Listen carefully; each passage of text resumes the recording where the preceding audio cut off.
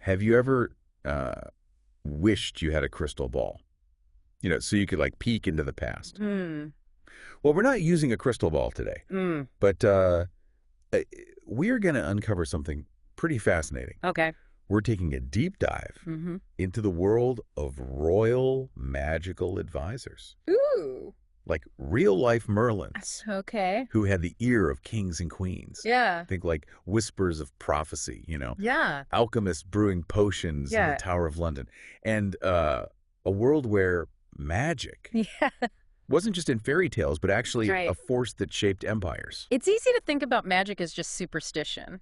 You know, something from a bygone era. Yeah. But what's really interesting is that these beliefs weren't just held by, like, the common folk. They were, like, woven into the fabric of power. Yeah. Kings and queens, the people at the top, they actually sought out guidance from people who claimed to see beyond the veil, You've given us so many sources for this deep dive. Oh, yeah. From, like, medieval manuscripts to scholarly articles. All right. Even a podcast interview. Oh, cool. With a historian named Francis Young, who actually wrote a book on this topic. Okay. It's called Magic in Merlin's Realm. And it's mind-blowing. I bet. Really, like kings consulting astrologers before going into battle. Wow.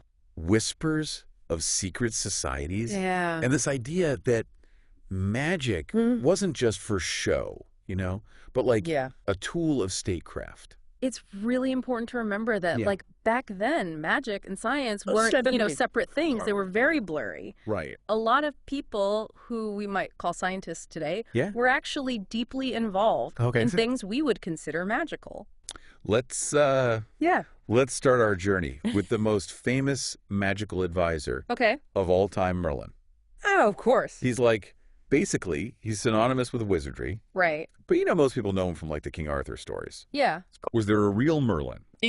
Or is he just a figment of, medieval imagination? Merlin's a really fascinating case. Okay. While there's no historical evidence of a real Merlin, like advising King Arthur, he embodies this really real archetype. A magician advisor. Okay. And this figure was made really popular by Geoffrey of Monmouth in the 12th century. Okay. And he drew from a lot of pre-existing Welsh myths and legends. Interesting. Geoffrey was like a cleric and historian, and he kind of created the Merlin we know today. Okay. He took all these older stories and wove them together into this big narrative that really captured people's imaginations for generations. So it's like Geoffrey took these little pieces of folklore and he created this character who really represented this idea of a powerful advisor with mystical knowledge. Exactly. And it's important to think about like the time period. Right. The 12th century was a time of like a lot of political unrest. Okay. Religious fervor. Right. And a growing interest in the classical world. Right. So Merlin, as imagined by Geoffrey, really embodies those like anxieties and aspirations of that era. Right. He represents the potential for magic to be both like a source of great power, but also a really dangerous force that could, disrupt everything. That makes a lot of sense. Yeah. It's like people were both fascinated by magic and fearful of it. Yes. Especially if you were in power. Right. Drawn to its potential. Yeah. But also wary of its unpredictability. Totally. And this tension. Yeah. Like this back and forth between the allure of magic and the feel of it. Yeah. It runs through this whole idea of royal magical advisors. Okay, so we've got this like mythical archetype established with Merlin. But what about real historical figures who had this, like advisor role? Well, let's go from the myths to a more concrete figure. Roger Bacon. Okay. He was a 13th century advisor to King Henry III. Okay. And Bacon was a true polymath. Okay. A scholar who was into philosophy, optics, astronomy. Wow. Even alchemy. Interesting. Who's way ahead of his time, advocating for experimental observation, like centuries before the scientific method became a thing. Sounds like he was a real Renaissance man. Yeah. Before the Renaissance. Totally. But you mentioned alchemy. Yeah. Wasn't that considered like a magical pursuit? It was. Okay. And this is where it gets really interesting. Okay. Bacon was known for his writing on the properties of different substances and how they could be transformed. Right. He even experimented with gunpowder, which is often attributed to alchemists who were trying to unlock the secrets of matter and manipulate it. And, even the word experiment was used when talking about magic spells. So what we might now consider scientific exploration was often inseparable from magical practice. They're basically two sides of the same coin. It's really interesting to think about how these figures, like Bacon, who kind of moved between both worlds, show us how intertwined these concepts were back then. Yeah, they were pushing the boundaries of knowledge and exploring the world through this lens of both observation and this belief in the hidden powers of nature. It makes you realize how, our modern way of categorizing knowledge can really limit our understanding of the past. Totally. But I have to ask, how did people like Bacon reconcile these magical beliefs with their Christian faith?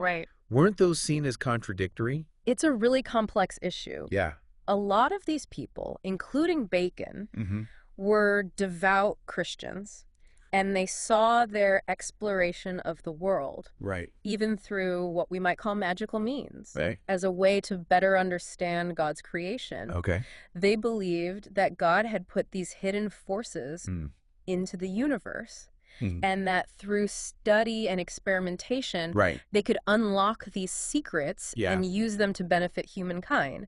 So it's not really about projecting Christianity. It's more about finding alternative ways to divine knowledge and power. So it's like they were pushing the limits of accepted religious doctrine. Exactly. Looking for knowledge wherever they could find it, whether through prayer or through what we now call the occult. Exactly. And this way of thinking becomes even more clear with figures like John Dee, the infamous advisor to Queen Elizabeth I. But before we get into his story, let's just take a second. Yeah, let's take a moment to think about what we've learned so far. Yeah, it's already clear that this world of royal magical advisors is so much more complex and intriguing than just a collection of, fantastical stories. It's like a window into a time when the boundaries of knowledge were so fluid and power and belief in the unseen were so closely intertwined. I'm so eager to delve deeper. Me too. All right, so we've talked about Merlin, that like mythical archetype, and Roger Bacon, the scholar who kind of blurred those lines between magic and science. Exactly. Now let's talk about John Dee. Queen Elizabeth III's advisor. This guy's shrouded in so much mystery. And controversy. What makes him so fascinating? Well, John Dee is maybe like the ultimate magician advisor. He was super smart. A mathematician, astronomer, geographer. He even advised on navigation and exploration. Wow. But he was also really into the occult. He believed he could talk to angels through mediums and scrying, which is like using objects like crystals to see visions. So he was this respected scholar on one hand, but also doing things that a lot of people today consider supernatural. Totally. That's a wild contrast. It is. And it's that duality that makes him so interesting. Just imagine like a world where the British Empire came about not from politics, but from angelic messages. Angelic messages? Yeah. That's kind of hard to wrap my head around. That might sound crazy. But Dee really thought he was getting guidance from angels.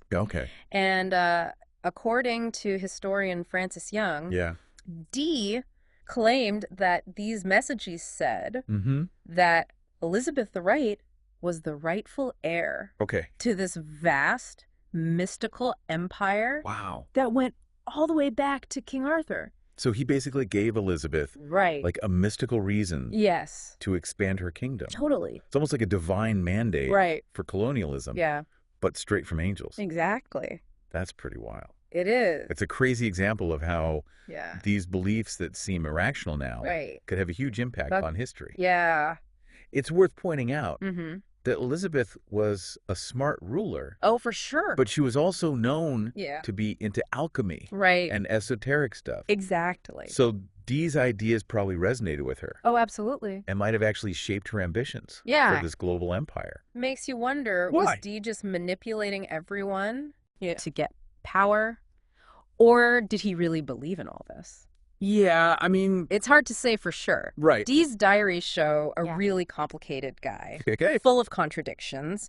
He definitely wanted knowledge. Right. Both earthly and divine. Yeah. He might have actually believed that he was serving a bigger purpose by guiding Elizabeth to her imperial destiny. Exactly. So he's another example of that blur between magic and science. Totally. Like Roger Bacon. Yeah. A scholar, an advisor on real world stuff, but also super into the occult. I imagine that must have been tough to navigate. Oh, for sure. Even for someone as skilled as Dee. Right. And like a lot of advisors throughout history, his influence didn't last. Okay. Some of his ambitious plans based on these prophecies didn't work out. Yeah. And this medium he relied on, named Edward Kelly. He ended up causing Dee's downfall. That's a classic story. Right. The brilliant advisor. Yeah. Ruined by ambition and a shady friend. Exactly. But even though Dee's time ended, this fascination with magic in the royal court, it didn't go away, did it? No, it didn't. Okay. It just changed over time. Okay. Elizabeth's successor, James VIII, yeah, he was obsessed with witchcraft. Right. Wasn't that when all the witch trials were happening? Yes, those witch hunts were a really terrible result of this growing fear of magic and how it could disrupt society and religion. Right. And James VIII thought he could identify and fight witchcraft. Yeah. And that paranoia led to a lot of people being persecuted. Right. Most of them innocent, just victims of circumstance or false accusations. It's scary to think about how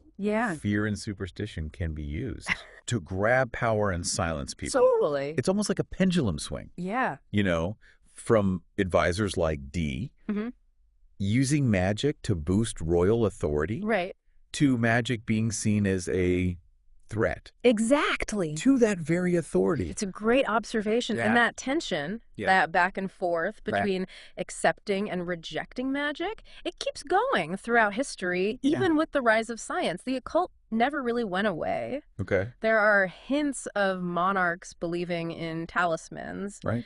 And in the Victorian era, spiritualism and seances came back. Wow. Even among the elite. So this thing with magic and the unseen isn't just some medieval thing. It keeps popping up throughout history. Yeah. Even today. What's interesting here is this human need to understand and maybe even control the things that shape our lives, whether it's science or religion or what we call magic. We've always tried to make sense of the unknown, to find answers that are out of the ordinary. It makes you think, what are our magic today? Yeah. What are our talismans and prophecies? Exactly. Are we really so different from those kings and queens who went to astrologers and alchemists? Good questions. Yeah. Maybe a perfect way to lead into the last part of our deep dive. So we've gone through like centuries of history, right? Looking at how magic and power were all mixed up in these royal courts. Totally. We've seen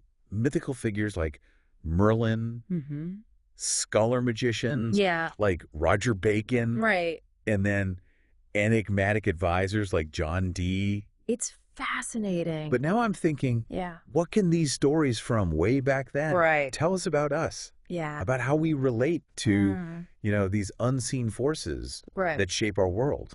That is the big question, isn't it? Yeah. Maybe our obsession with technology today. Okay. With all its promises of like instant communication and endless information. Right. It's kind of like its own form of magic. Think about it. Yeah. We have these little devices that can connect us to anyone anywhere in the world instantly. It's true. We can access so much knowledge just by swiping. It really is. It's like a magic portal in our hands. Yeah, you're right.